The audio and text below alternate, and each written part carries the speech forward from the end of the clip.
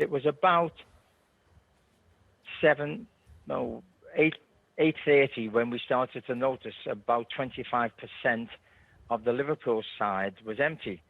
So my colleague, the mayor, Joanne, went outside. She came in 5 minutes later and she said, "It is looking terrible out there. There's a lot of problems, and basically most of the turnstiles are shut."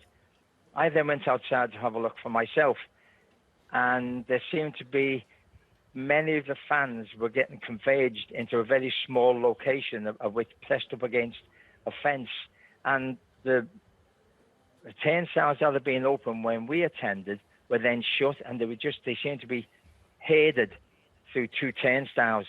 We then seen a number of police officers using batons to hit the fence to try and push them back, but there were so many crowds against each other that they couldn't move back. And then we actually seen officers using what I didn't know what it was at that time, but we're now finding out it was pepper spray and other things. I was absolutely appalled at what was happening, bearing in mind what I'd seen up to that point. And of course, what we're hearing now is just horrendous, because it was clear that we seen on our way in, I would have said 200 to 300 of heavily armed police officers in riot gear, and it's as if, from my point of view, they had made their mind up there was going to be trouble. And I believe what they were doing at that point was to warn and come heavy-handed with fans to get them out the way, to let them know, if you cause any trouble, we will be on you. It was a wrong kind of attitude. There was not, as I mentioned before, any problems between both rival sets of fans. They were absolutely marvellous, and we were talking to some Real Madrid fans as well.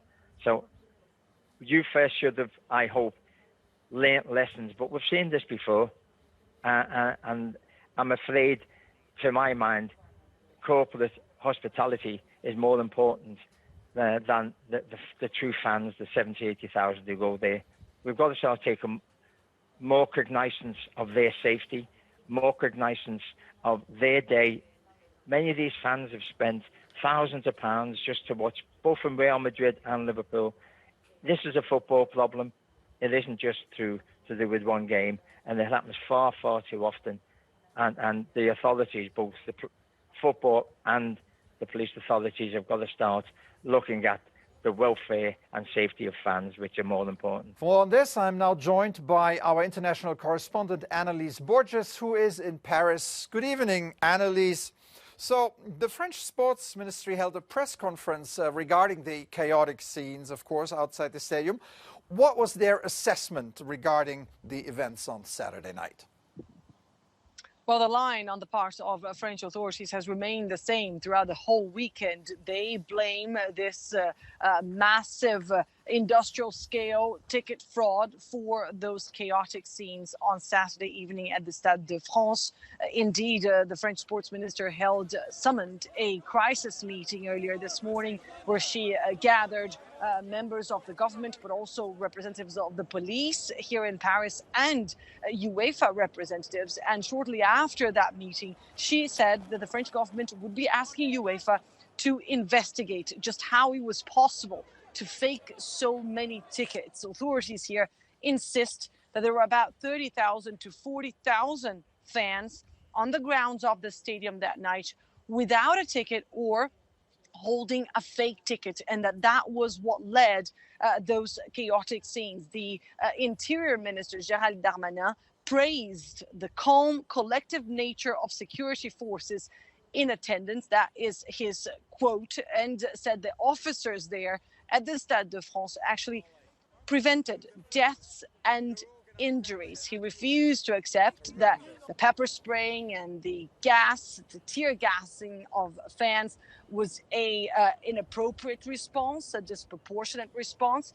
He said that authorities were prepared. There were 6,000 police officers deployed that night, that there were private security agencies hired by UEFA, that everything was supposed to be in place so that fans could watch the game. But that was not the case, as it's often the case, according to Gérald Darmanin, with football events involving British fans.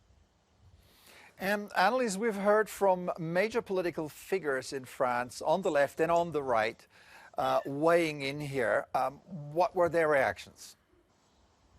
Indeed, there's widespread condemnations to the event and how authorities held that event, how local authorities responded to the amount of people showing up at the stadium. A lot of criticism with regards to whether or not authorities were not prepared to the influx of fans. Obviously, they had 3 months to prepare, which was much shorter than it should have been. But authorities insisted that they could have been more organized and that police should have never responded in the way they did.